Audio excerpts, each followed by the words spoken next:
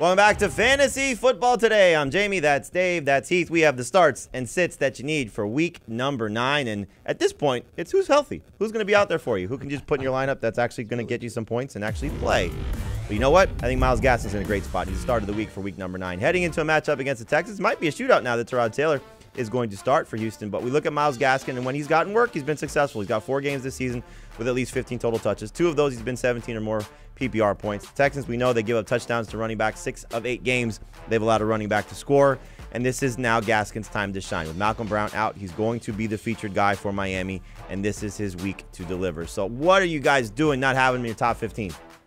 I mean, 16th. That's well, I mean, good. that's why I use that number. I mean, there's just a little bit of trepidation because of what's happened. The Dolphins. The Dolphins occasionally.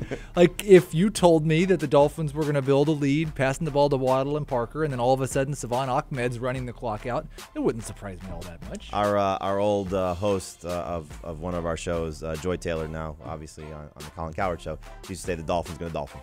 So, yeah, the Dolphins could Dolphin. They absolutely could. And we also know that Myles Gaskin doesn't have any carries inside the 5-yard line this year. So I'm worried about him scoring.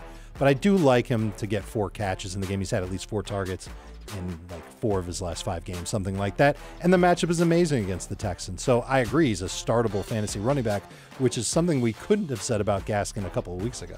Yep, good spot for him, good matchup, good opportunity. He's one of my favorite starts, obviously, at the start of the week. Some other starts for me include Josh Jacobs expected to play, so love the setup for him, taking on a Giants defense that we know is struggling, and who knows which Giants players will be out there. They're dealing with several COVID-19 scares, so we'll see if the Giants have healthy bodies as well to put out on the field if they're able to clear all of their protocols.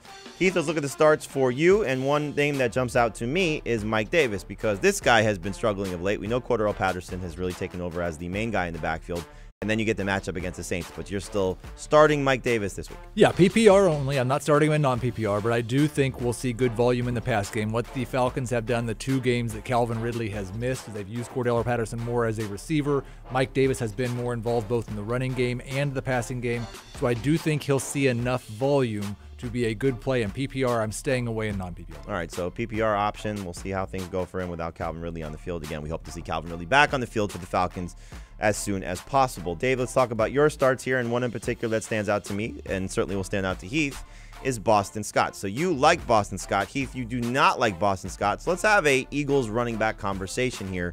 Dave, what do you like? I like that he played 64% of the first half snaps. So when the game was actually competitive last week against the Lions, and yeah, Lions, whatever, he was the main guy in Philadelphia's backfield. He also had 64% of the first half carries. He averaged 6.1 yards per carry in the first half.